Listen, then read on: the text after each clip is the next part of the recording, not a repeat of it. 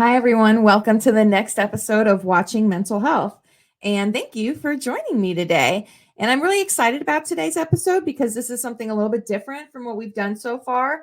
And we're going to really have more of a conversation, I think, patient to patient. And so, with that, I want to talk a little bit about who our guest is this week. And so, our guest is going to be Geoff Radcliffe. He's a local entrepreneur and owner of Post Launch, a digital marketing juggernaut in Las Vegas. Actually, my previous boss, which is funny. And this week's topic is all about the power of therapy from one patient to another. So we really want to make this relatable. And Geoff is going to be our very first guest talking about mental health from that patient perspective. And so with that, I'd like to welcome on to the show, Geoffrey Radcliffe. Hi, Katie. How are you today? I'm doing great. How are you? It's really good to see you. Thank you for having me on. I'm excited to talk about this. This is something that I have a lot of passion for, and I spend a lot of time talking to people in my social circle about the things that I do in therapy and the things I learn in therapy. And I'm really just excited overall to kind of share my journey and share what I've learned and kind of hopefully remove some stigmas from some of the things that I hear from my colleagues around therapy. Yeah, absolutely. When I was reading through your bio, you were saying that therapy is important, but things about men's mental health is important. Breaking down these stigmas in these different communities, I think is so important. So I'm just really grateful that you came on and that you're willing to tell your story. I know it can be hard to talk about this Right. stuff. A lot of people like to say, "Oh, let's talk about mental health," but then when it comes to their own struggles, that's a whole new boundary to cross. So with that, just tell us who you are in your own words. Certainly. I am a father first. I am a biological father to two, and a stepfather to four, and a step grandfather to one. I am a family first person. I Most of the people I talk to in my sphere of influence are my family, my parents, my kids, my brother, his kids. It's something that I really embrace. I love the family life. I love being connected in that group. I am, when I'm not being a dad, I am let's call me a serial entrepreneur. I like to start businesses. I have told many people I'm a garbage CEO, but I'm a fantastic founder. I like seeing an idea. I like taking something from 0 to 60. I've been involved with 3 businesses just this year. Um, Bought, sold, one failed out, but I'm known for having a positive mental attitude. A lot of my colleagues and coworkers will compliment, like, "How are you so positive all the time? How are you really happy all the time?" And dovetails nicely into my discussion around my mental health journey, because it's something that my mental health training with the therapists that I've been to and the things that I've been through. One of the things that I really enjoy, and probably sort of the key takeaway, is understanding why I'm feeling what I'm feeling in the moment. Why is something hitting me a certain way? And why am I acting the way I'm acting right now? And so I'll take the current moment for an example.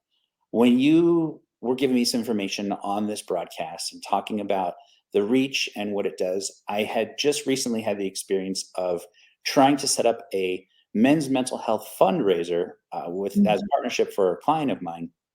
They're in Oregon, and the founder, the guy putting it on, called me up and actually said, "Hey, we've got this great thing. We're going to raise all this money, but we can't actually find an organization that supports adult men's mental health." And I said, "Well, let me Google that for you, buddy. LMGTFY." So I went on the Google and I typed it in, and I couldn't find anything. I couldn't find anything regional that was taking donations, and I couldn't find anything national outside the VA that had programs that would, take donations to help men with their mental health. And by men, I'm talking about adult men, fathers, businessmen, people like, I'm I'm a 45-year-old entrepreneur. I've been self-employed for most of my life, most of my Mhm. adult. Before that, I was a child, obviously, and not employed because children lazy, right? Can't Just be, as yeah. a Legal problems. right. Um, so I started seeking, where can I find, where I can't believe there isn't anything. And I don't know, either blessed enough or brave enough to seek out therapy on my own. And I'll tell you my story here in just a second, but I've had several therapists that have really impacted my life in multiple different ways. And as a result of that, I give my therapy secondhand. And now my therapist, he's the one I have now, his name is Nick, and he's fantastic. And one of the things he always reminds me is that as a head of a household, as a business owner, as an adult man, a lot of times you are not supposed to share your feelings.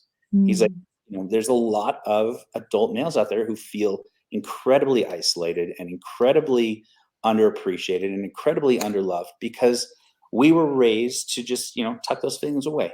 Mm. Be a man, don't cry, don't be a wuss. Take this thing and take it in stride and deal with it on your own. Oh, yeah. A lot of that started to come to light once my marketing business post launch, where you and I worked together years ago, really started getting busy. I found myself being completely overwhelmed and feeling really, really isolated. And, the people that I surround myself with during the day, the people that worked on my team and the people that worked with me and for me, generally didn't want to hear my problems. They don't want to hear that I'm stressed out. I'm the boss. They don't want to hear Right. that I'm worried about, I'm worried about payroll and I'm worried about our reputation and I'm worried about this and I'm worried about, a new employee that, uses the bathroom too much in the middle of the day and the whole office stinks. These are all stresses that as the boss, I'm not allowed to have.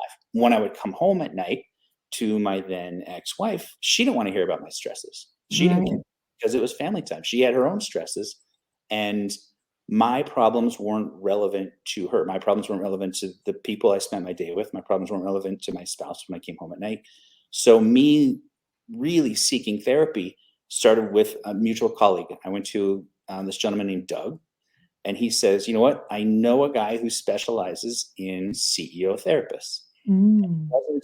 I guess you can't actually have a specialty in this space, but he'd been doing it for years. And his name was Dr. Robert Diorio, and he'd been around Las Vegas, and I guess he'd seen many, many successful and unsuccessful entrepreneurs in the Valley. And I went and I met with Dr. Diorio. It took a while because I was first time in therapy. I wanted to check it out. I want to Right. call. I want to get the whole free phone call. So I called him and called him and called him and called him and called him and called him. And finally, I got him on the phone. He says, "Listen, I deal with male CEOs as my specialty, as my primary focus." He goes, "Here's how it's going to work. I'm going to sit you down. I'm going to listen to you for 6 months. I'm not going to let you be a whiner. I'm not going to let you be a baby. I'm going to put your life into perspective. And I'm going to let you see that it's not really that bad. The things that you're stressing out about are in your own head." And he says, "I'm going to give you 6 months and I'm going to fire you as a patient." Wow. And I thought, wow, that is exactly what I need right now. I need someone to help me put things into perspective. And it Yeah. was through that process. It was through the highs and lows where, I turned to other sources to calm myself, alcohol mostly, whenever I was in space. And I would go and I would sit in his name was Robert's office. And I would sit there and he would say, "Take 5 minutes and write down everything good that happened today." And the term that's popular now is, I think it's gratitude hacking. Mhm. Is something that he taught me to embody that process. What am I really grateful for? Like, I'm right now between you and I've got 500 emails in my inbox. I got a dozen clients that want me to work on something right now. My brother's called me 4 times today to talk about something going on. My dad had a slip and fall in his kitchen a couple weeks ago. There's all sorts of things to be stressed out about, but it's really I think a targeted focus for me to sit there and say, "I'm grateful for things. Mm. I'm grateful for this. I'm grateful to be on this show right now with you. I'm grateful that my Mhm. friend Katie has an amazing podcast that's growing in popularity and makes her happy. I'm grateful that I got a kitchen full of food and a pantry full of snacks. I'm grateful that I got a cool purple polo that I could wear on the show today. I'm grateful that I got a haircut last week." And by going through and doing that and picking just random things that I'm grateful for, it automatically shifts my focus on everything. Mhm. So Mhm. as the positive mental attitude guy, I I kind of embody that and I feel that. And it's really a matter, it's easy to complain, right? It's really, really simple to say, "I don't like this and I don't like that. And I don't want leftovers for dinner and I don't want this." But the fact that, you have a dinner to eat and the fact that you have somewhere to sit and the fact that I have a gorgeous photograph shot by my friend AJ right behind me are all things that kind of keep me positive in spite of any negative that happens in my life. So Yeah. one of Dr. Absolutely. Diorio, he was very, very good about putting it into perspective and getting out of the moment. I actually have started to develop some rage tendencies, and getting out of the moment, and the tapping therapy where you tap on your pressure points, some breathing techniques where I would find myself getting angrier and angrier and angrier and not knowing how to deal with it. Just, Mm-hmm. you know, it just didn't make sense. I couldn't do it. But it took us 6 months, and he flipped me on my ear, and he taught me how to process and how to focus on the positive, even in the worst possible moments. Even Mm-hmm. where you feel like everything's going sideways and everything's down, and it feels like there's no way out. It was the best takeaway was to say, okay, listen, just think about something good that happened today, something great. And if you've ever interacted with children when they come home from school and you say, how was your day? And they're like, what'd you do? Nothing. Really, really, it's that's our own process. We're trained from a young age to sort of not engage and don't complain, but we're also trained to not be happy. Like, just get on with your job, just do the things that you do during your day, and don't worry about your own Sure. feelings. I Sure. had, I had pushed all those down, Yeah. and And as a it, CEO, that's something that I think is a little bit it's challenging. You have to really come to terms with that. I know in your bio you were saying you had, since you moved here in 97, you've owned more than a dozen businesses. You've really gone through it, and I know other CEOs, they also will struggle with mental health, but also feel very much so alone. So I think that that's really interesting that you were able to find someone who specializes in that, and then able to work through that from where you are, which is everybody has mental health, and but your boat really needed something a little bit different, I think. yep, yep. So the experience with Robert was, he was good. He was quite a bit older than me, and put Hmm. me in place and gave me that sort of fatherly vibe that I needed at the time. Okay. Then he fired me after 6 months, and I went to find another therapist. And I got partnered up with someone who was very comforting. And she Hmm. was an older woman, and she would say, honey, everything's going to be fine. Everything's going to be fine. Don't worry about it. Everything's going to be fine. But it didn't actually work for me. And I think this is really important, to find a therapist that's not going to just gloss over. As Yeah. anybody seeking a therapist, I'm going to say, definitely don't judge the book by the cover. Go to a few sessions, Sessions. Yeah. but not just judge. Because the first one, milk and honey, everything is fine, honey, everything is great. No, don't even worry about it, honey child. Everything is fantastic. Yeah. Just the experience, and it was great for one session, but then by the third or fourth session, where I still had things on my mind, I said, this isn't for me. So I sought out another therapist, and he's been my therapist now for, gosh, 2.5 years. His name is Nick. And at first I read him right by the cover. He was Mhm. young, and he was just out of school, and very sort of not me. I like to talk, and I like to joke around. I like to goof around. And he was just sort of kind of, therapy geeky, and therapy, pro therapy, but he was so fresh out of school that every single one of his answers, every single one of the items we discussed, was extremely academic. Mm. And as a businessman, I studied physics in college, so I like math too. As a businessman, I like cause and effect. My brain is wired that way. Why am I thinking this way? So my best thing that I got was homework after every single session. I want Mhm. you to go watch this podcast. I want you to read this book. I want you to watch this YouTube series on the things that are bothering you. And it opened my eyes up to a world of real understanding. And I thought, this kid doesn't know anything about my life. He doesn't know anything. And it's How true. does he understand? Yeah. Yeah. He'd never been a business owner. He'd never been a father. He'd never failed in business. He'd never gone through a messy divorce or custody BS. But he sat me down and he said, well, I got a lot of adult male clients like you, and they feel lonely and isolated. And what I need you Mhm. to do as homework is go and sit with 3 of your friends in the next month and tell them how you're feeling, and tell them about Ooh. this stuff. And Ooh. I cringed at first. I'm like, oh God, I got to go talk about my feelings to my friends. You Oh, yeah. kidding me? No way I'm talking to my friends about my feelings. That's lame. He shifted my whole thinking on it and Mhm. everything. And it has been really the cornerstone of my personality now for the last half decade. Every time I'll hear someone in the mall say something about therapists or therapy, and I'll run right over and be like, you're in therapy too? I'm in Mhm. therapy. What are you guys working on? Have you listened to this? Have you tried this? Have you done this? And embracing the Mhm. positive that comes out of it. Even now, I'll tell my fiance, I'm like, hey, listen to what I talked about in therapy today. Isn't this great? Isn't this great? And she'd be like, yeah, but I don't.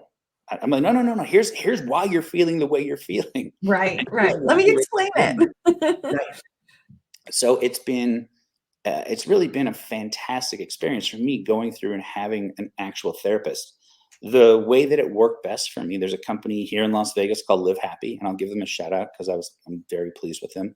They take Mhm. my insurance. I think I'm on Sierra Health and Life, and it's something like $25 a session for me, and it's all virtual. So I can sit in my kitchen, my living room, my bedroom, and I can get on my phone or I can get on the webcam and talk from my space. I Yeah, feel like a lot of people think it's going to be difficult to get up and drive and park and go in and sit in a weird waiting room and meet with a therapist. I am a huge proponent of telehealth on therapy because you're yeah, talking, right? You're not looking at a rash on my eye. You're sitting there telling me, here's why you feel the way you feel, and here's why you act the way you act. yeah. And if it's not too personal, I can talk about some of the major takeaways that I've learned.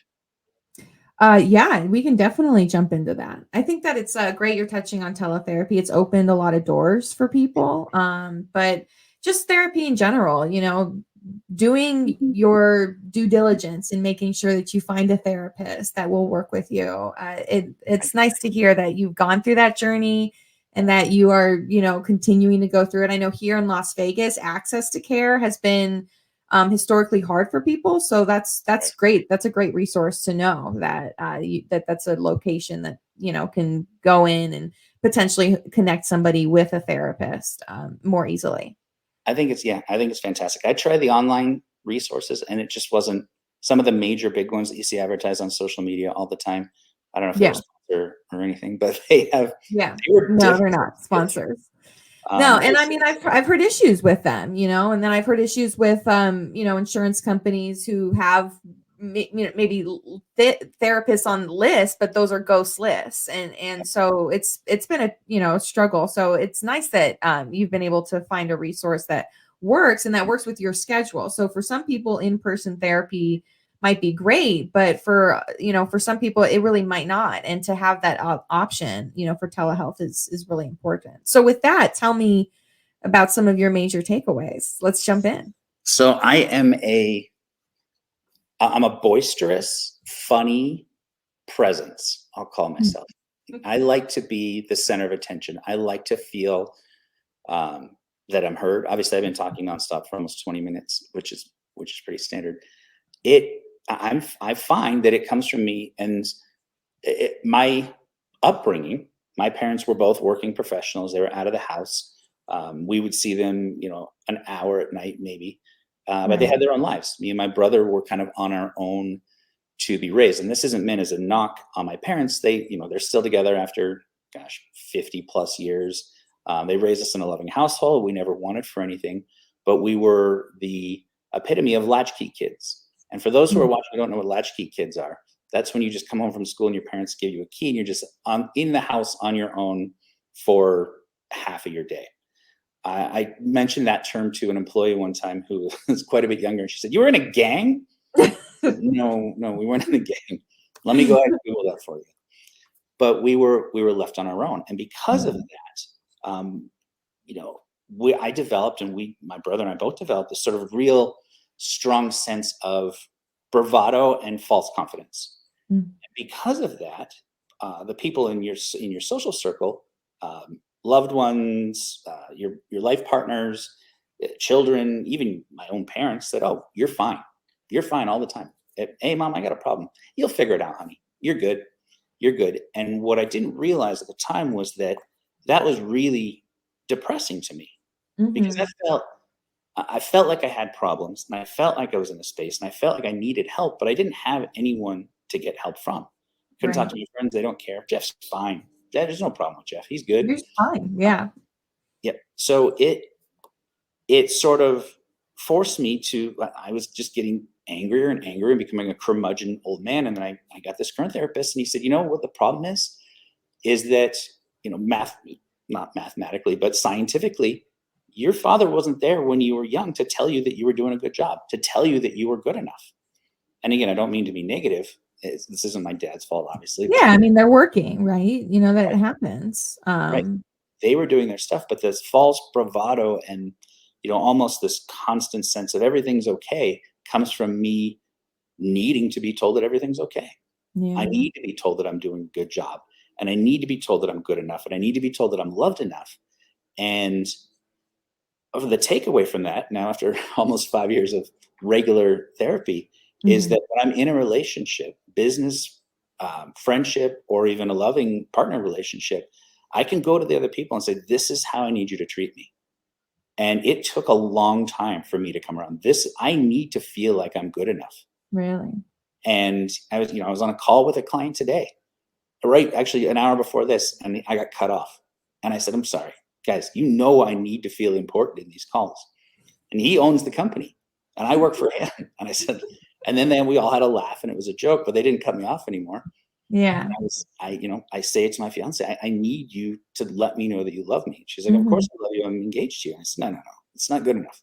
You need to tell And me. Yeah, this is what it sounds like that's part of your love language is really these, right. words of affirmation. You need to, and I'm kind of similar in that words of affirmation Yeah. are important. Well, I think you're doing an amazing job, Katie, and I'm Well, very thank proud of you. you. I take it. So I know we're already running out of time, which is too bad. But I do want to ask you this, because you have been in therapy for a while. Mhm. And so just from your perspective, do you imagine that mental health challenge or these struggles are something that we should overcome? That maybe there should be an end game? You should put a little bow tie on your therapy and call it a day? Or do you think it's something that you should accept as a part of you and you imagine yourself perhaps going to therapy for however many years? You don't see a timeline on it. That's a great question. I'm gonna answer that probably not in the most succinct way. I feel like there's a level of happiness that you'll constantly be at. Sometimes you'll Mhm. be happier and sometimes you'll be lower. Understanding where you are in your own scale is a success metrics for me. I'm unhappy. Why am I unhappy? I'm sorry. I'm unhappy. Why am I unhappy? Now I'm happy. Why am I happy? So Right. for me, completion or winning of mental health is understanding why I'm feeling the way I'm feeling and then being able to plot a plan. Turning off therapy for me is not something that I am currently considering because I like to explore different aspects. And as you start to peel away the onions of the layer, these are the things that are really bothering me. These are things that are kind of bothering me. These are things that are annoying. These are Yeah. things I want to know more about myself. I feel like the journey continues. The Right. journey goes on. It doesn't mean that it's triage as much of the time, but if I think of it in the same sense of physical wellness, if I've broken my leg, I got to go to physical therapy. But in a year, I'm jogging, and in 2 years, I'm training for a marathon. Mm. So it's a continued process, in my opinion, and I feel like more awareness is something that will give people better access to Mhm.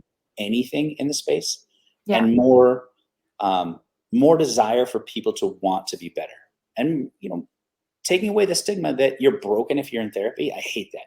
Absolutely hate it. I feel like you go to therapy to be better. No one gives you a hard time if you go to the gym.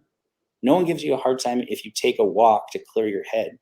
But, "Oh, you're going to therapy? What is wrong with you?" Mhm. So, Yeah. I think That's that the stigma.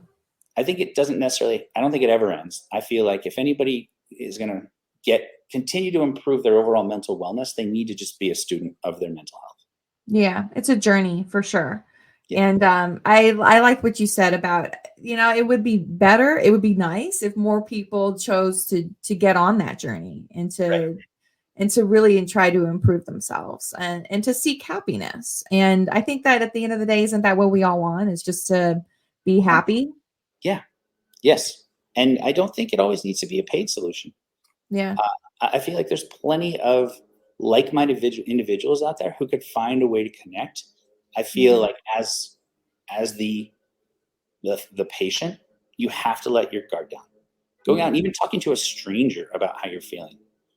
Mhm. Man, sure, I'm Really, nervous really. about the economy. That'll spark a whole conversation with some weirdo. It really will.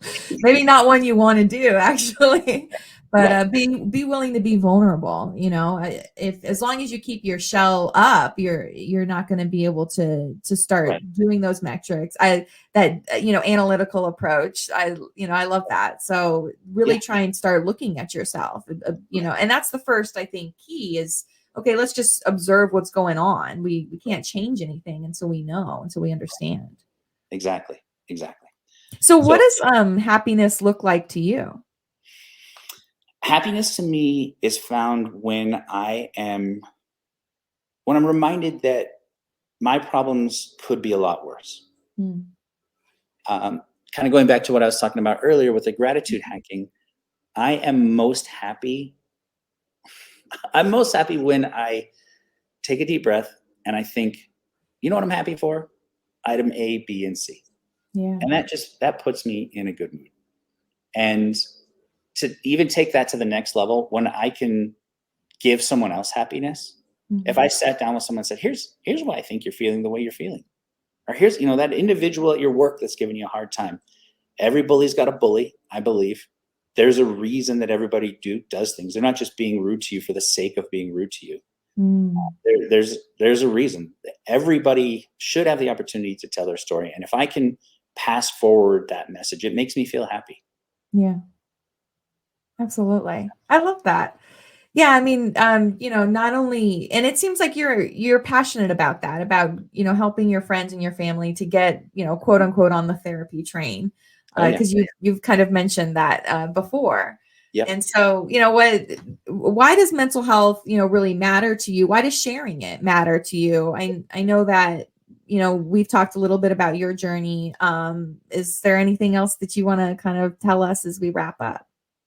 I think that the ability to understand why you're feeling what you're feeling has changed me, evolved me like Mm. a butterfly coming out of a chrysalis. I am more aware of my feelings and more happy than I've been in decades because of just the understanding.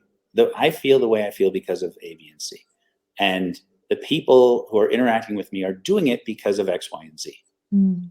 And it doesn't become a battle. You understand. I don't know. It's just this match of you're here and I'm here, and this is where we are.